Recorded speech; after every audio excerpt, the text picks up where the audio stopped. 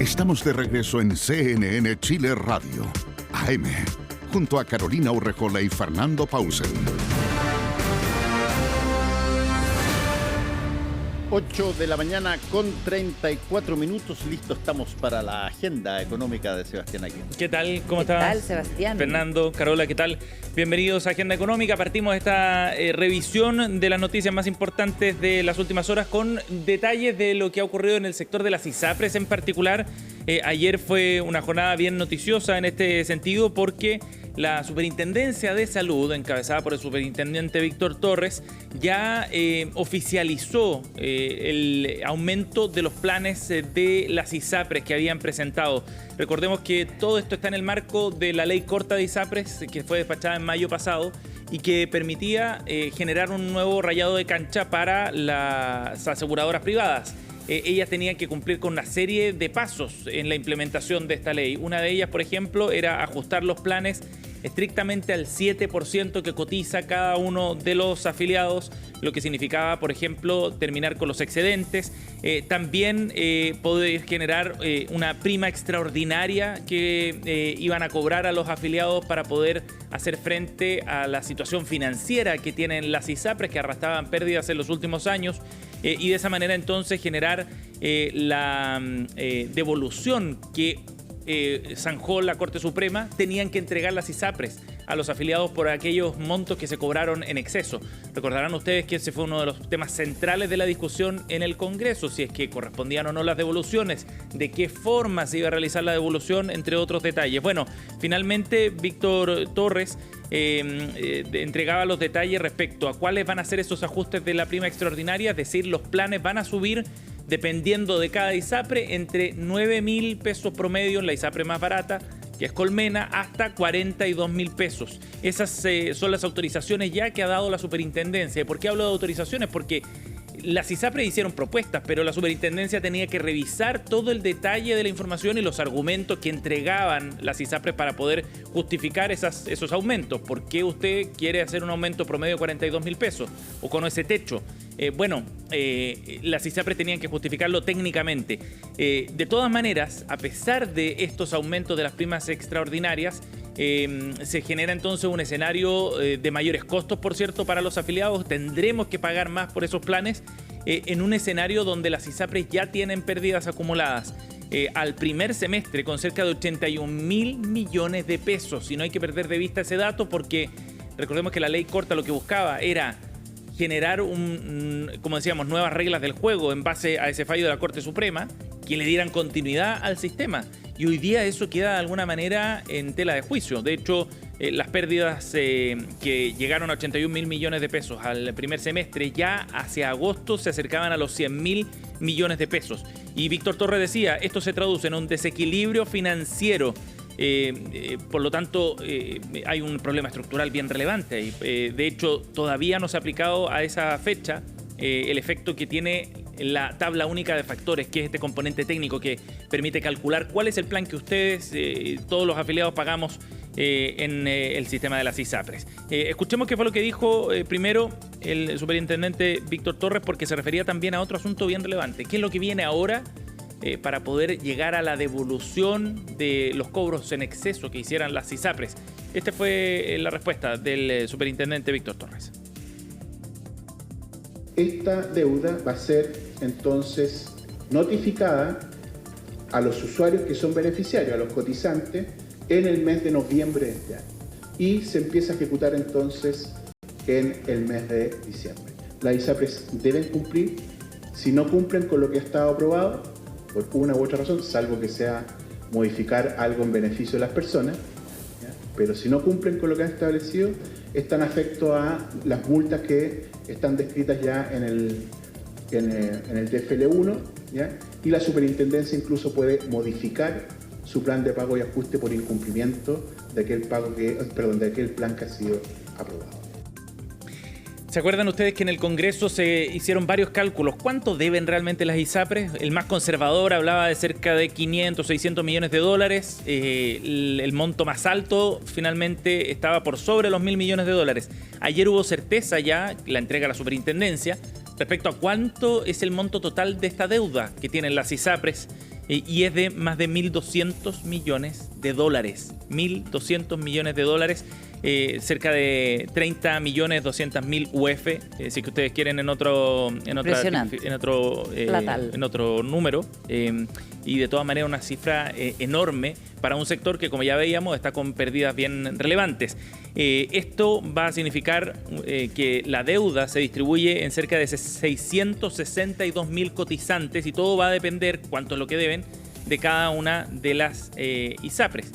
Por ejemplo, Banmédica debe más de 180 millones de dólares. La situación de Colmena es que deben más de 190 millones de dólares. Consalud más de 150 millones de dólares, etc. Entonces, como explicaba el superintendente, ahora en noviembre las ISAPRES tienen que notificar a los afiliados si es que les corresponde o no devolución, producto de ese fallo de la Corte Suprema, y luego establecer esos plazos para la devolución. Que ya fueron aprobados por la superintendencia. Banmédica y Vida 3, por ejemplo, van a devolver esos recursos en 13 años. Los montos serán pagados, en todo caso, los montos menores serán pagados de inmediato en el primer mes. Colmena propuso un plan de devolución de 10 años plazo, mientras que el resto de las ISAPRES la hará en 13 años. Ese es el escenario entonces de las deudas, de lo que viene a partir de ahora, para poder ponerse al día y generar, como decíamos, un escenario nuevo para las aseguradoras privadas. Vamos a escuchar por último lo que planteó también el superintendente Víctor Torres, que se refiere a qué puede generar esto, los efectos que va a tener y sobre todo el impacto que podría tener en FONASA, que podría recibir a varios miles de afiliados después de estos cambios en el sector privado. Tiene que ofrecer cada una de las ISAPRES una opción de plan que permita mantener un monto equivalente a la cotización pactada al mes anterior de la incorporación de la prima extraordinaria. También deben indicar la cotización pactada a julio del 2023 o al momento de la aplicación de la prima extraordinaria si el contrato fuera en un momento posterior. Son las ISAPRES las que tienen que intentar contener sus costos, hacerse más eficientes para evitar una salida masiva de personas jóvenes, por ejemplo, del sistema.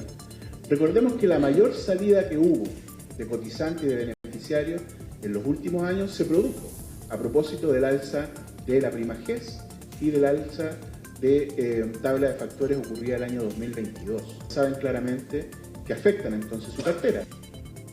Bien, ahí está entonces uno de los efectos que se podría generar, una fuga masiva de afiliados a FONASA. Si eso ocurre, obviamente que va a tener efectos también en la sostenibilidad del negocio de las ISAPRES. Bueno, vamos a profundizar en el tema desde el punto de vista del negocio, de la industria de las ISAPRES y su viabilidad también a partir de ahora. Estamos en contacto a esta hora de la mañana con el director del Diplomado de Finanzas de la Facultad de Economía y Negocios de la Universidad de Chile, Jorge Berríos, nos acompaña. Jorge, gracias por estar con nosotros. No, al contrario, Sebastián, muy buenos días. Lo mismo a la Carola y a Hola. ¿cómo se llama ella? Y a Fernando. Buenos días. Fernando, ¿cómo están? Jorge, gracias por estar con nosotros.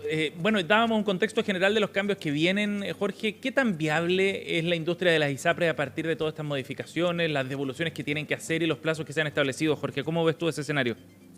A ver, las ISAPRES han perdido mucha plata y lo que tú decías cuando estabas comentando de los 85.000 millones y posiblemente lleguemos a los 140 o 160.000 millones al final de año solamente por este año, y hay que considerar que tuvieron pérdidas muy grandes entre el 2021 y el 2022.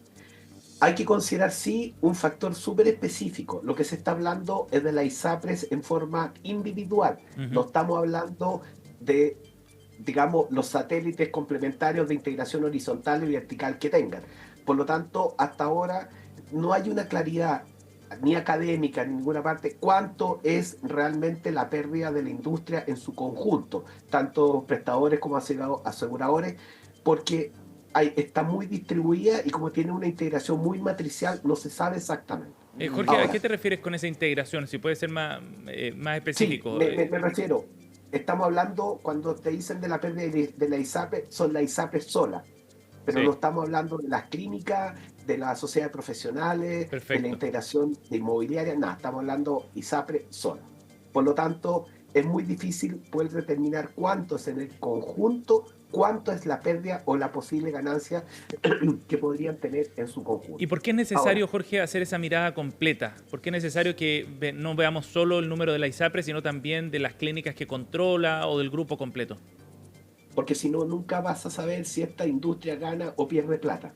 Y en esta industria, tanto privada como pública, siempre hay dos componentes que van a estar en una rivalidad muy fuerte, que el asegurador y el prestador. El prestador quiere que le paguen todo y el asegurador no quiere pagar todo lo que la otra parte le está cobrando. Ajá. Por lo tanto, es muy difícil poder determinar cuánto es lo que realmente gana esta industria. Ahora, si en realidad la industria ha perdido, sí, eso no puede negarse por diferentes razones que todos conocen. Ahora, ¿es viable la industria? Yo creo que sí.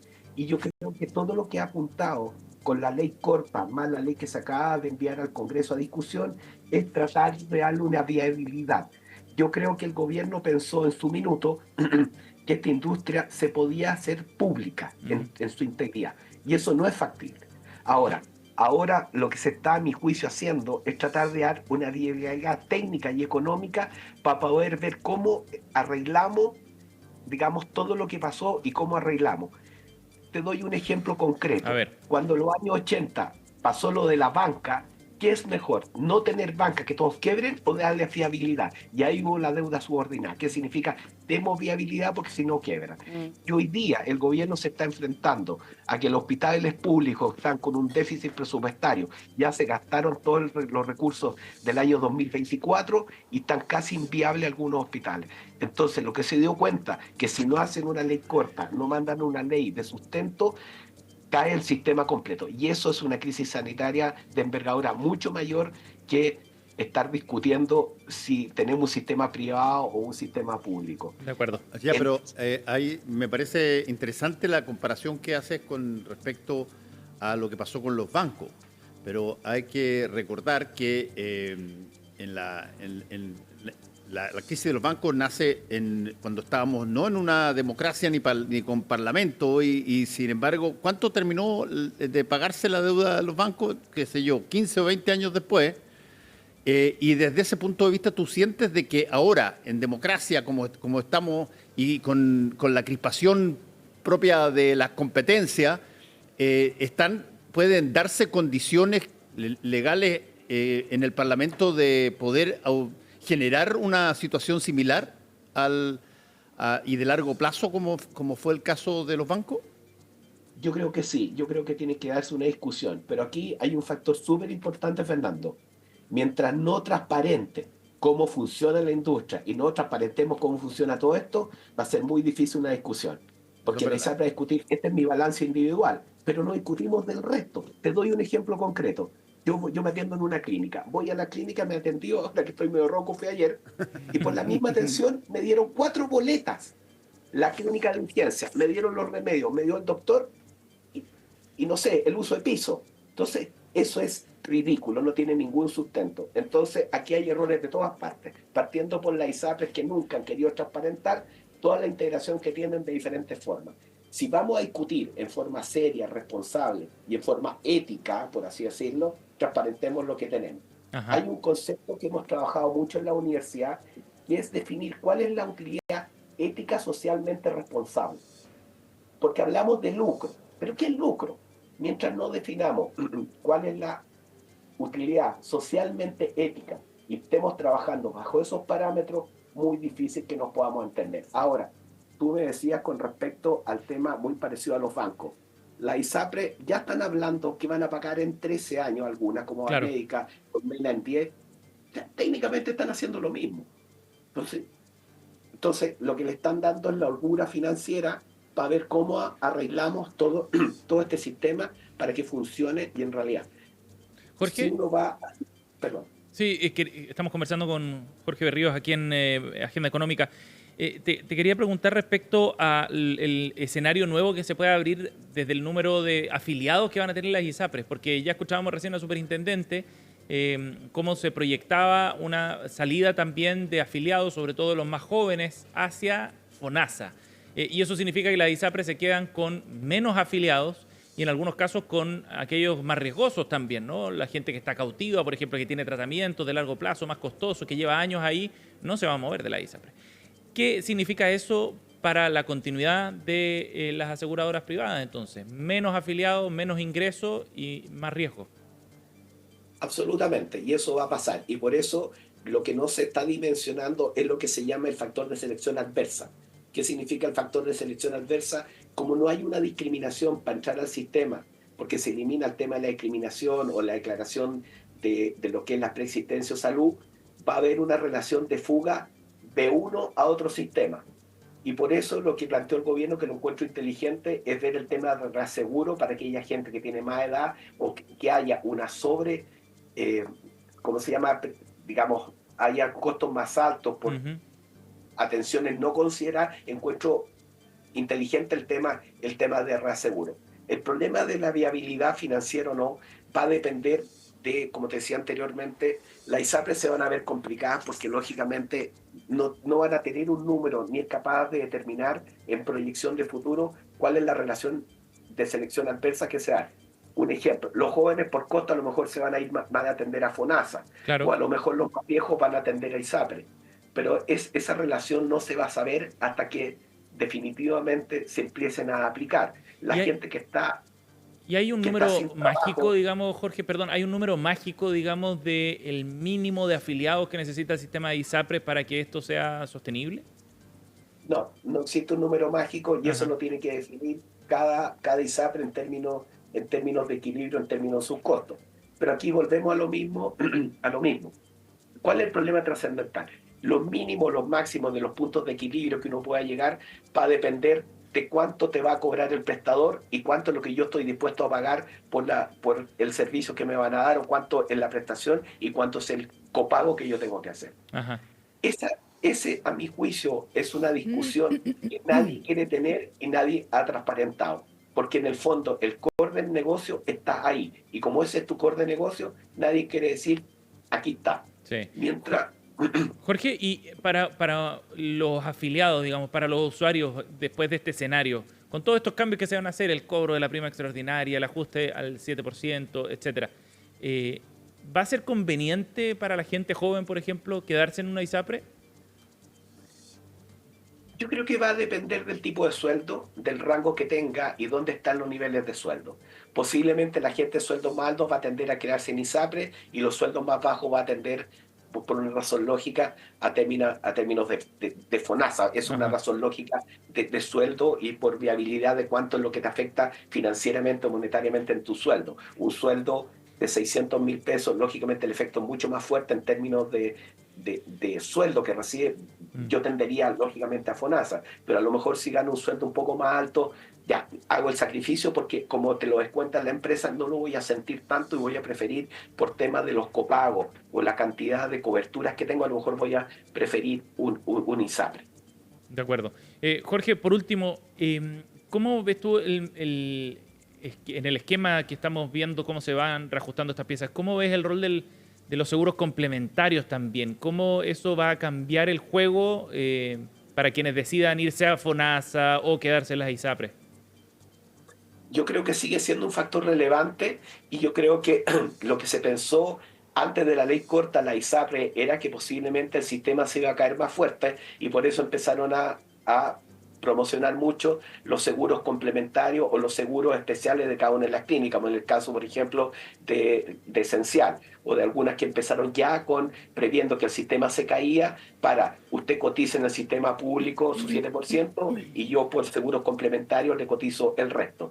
Yo creo que es una buena alternativa, es complementaria, y yo creo que es una buena solución, pero vuelvo a insistir, es complementaria, no es la base del sistema. Bien. Ahora, sí, es bueno, uno habla pura cosa mala, pero también hay que decir cuáles son las cosas buenas que tiene. Por ejemplo, la no discriminación por sexo y edad. Sobre todo el tema de las mujeres estaban muy discriminadas con los antiguos planes y hoy día esa barrera se elimina. Sí. El tema de las declaraciones de salud, un muy buen concepto.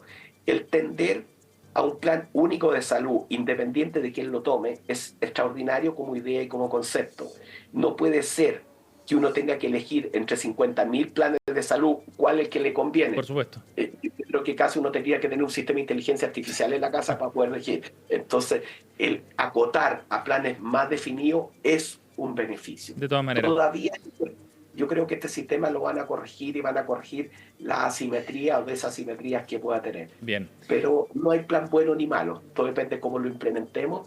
Pero si yo quisiera dar una señal así, yo dijera, ¿sí? ¿Qué es lo importante para mí transparentes de una vez por todas cómo funciona el sistema y transparentes la integridad vertical y horizontal para saber cuál es el costo real de esto y seamos honestos con la discusión. Y no que sacamos una parte y ponemos la otra. Sí, es un buen punto, ¿no? Mira, tener la fotografía completa de lo que está ocurriendo con el sistema. Jorge Berríos, director del Diplomado de Finanzas de la FEN de Universidad de Chile, ha estado con nosotros. Gracias por el contacto. Muchas gracias. Chao. No, al contrario, que tengan un excelente día. Igualmente, chao. Jorge. 8:54, vamos a otro tema. Ayer el Banco Central concluyó su reunión de política monetaria del mes de octubre, después de 2 días en los que se analizaron datos macroeconómicos y finalmente el banco nos sorprendió, recortó la tasa de interés, llegó a un 5,25%, la tasa de referencia que establece el instituto emisor y está ahora en su nivel más bajo desde enero del año 2022. Ha seguido con esta trayectoria de recortes, aunque ya se empiezan a dar señales de que la velocidad a la que el Banco Central va a ir recortando la tasa de referencia va a ser más lenta. Recordemos que esta es la tasa que establece un piso de referencia, como decíamos, para todo el sistema. En la medida en que la tasa de interés va bajando, eso significa que el acceso a créditos, sobre todo de corto plazo, créditos de consumo, el costo de la línea de crédito, entre otros, también disminuye en el sector comercial, porque la tasa de referencia, en términos bien simples, significa cuál es el costo del dinero, finalmente, del acceso a financiamiento que pueden tener los bancos comerciales. El Banco Central, en el comunicado que entrega ayer a las 6 de la tarde, tras el término de este encuentro, dice que la reducción de tasa, en todo caso, va a ocurrir a un ritmo que tomará en cuenta la evolución del escenario macroeconómico, o sea, cómo vaya cursándose la economía, datos de inflación, de desempleo, de actividad económica, entre otros, son los que tiene a la vista, y sus implicancias para la trayectoria de la inflación. Recordemos que el último dato fue de un 4,1% de inflación acumulada en septiembre, pero las expectativas que está viendo el mercado hacia 2 años adelante, es decir, para fines del 2026, están bien anclados, o sea, se espera que la inflación se acerque al 3%, y es ese punto el que mira con más atención el Banco Central. Su objetivo es que esas expectativas inflacionarias estén bien firmes. De todas maneras, el banco empieza a mirar otros factores más y tiene que ver con el escenario, digamos, global a nivel más geopolítico. ¿Qué va a pasar con el mundo en un escenario donde hay muchos conflictos abiertos, el de Medio Oriente, por ejemplo, lo que está ocurriendo con una guerra que se prolonga entre Rusia y Ucrania, entre otros aspectos? ¿Por qué son relevantes? Bueno, porque en la medida en que recrudecen esos conflictos, si se expanden, si se transforma en una guerra regional, por ejemplo, lo que ocurre en Medio Oriente, eso tiene también impactos desde el punto de vista del precio del petróleo, por ende de la actividad económica y de la inflación. Víctor Martínez, director del CIES de la Universidad del Desarrollo, explica mejor este punto. Se espera que se siga normalizando la tasa de política monetaria. Sin embargo, debido a los riesgos geopolíticos y principalmente eventuales alzas en el petróleo y algunos y que estas alzas terminen siendo importantes para la inflación, lo que se espera es que si bien el Banco Central hace un tiempo atrás pensaba que, por ejemplo, en el 2025 la tasa de política monetaria pudiera llegar a 4, el mercado hoy día espera que esa tasa va a poder llegar solamente a 4,5. Es decir, va a seguir una senda de normalización, pero más lento. Ahí está entonces la visión de Víctor Martínez, a quien escuchábamos recién. Esto, en todo caso, este recorte del Banco Central no fue una sorpresa, fue una decisión además que se adoptó con la unanimidad de los consejeros. Y de esa forma entonces las señales o que está interpretando el mercado que de aquí a fines de año la tasa va a terminar en torno al 5%. Queda una reunión más para el 17 de diciembre.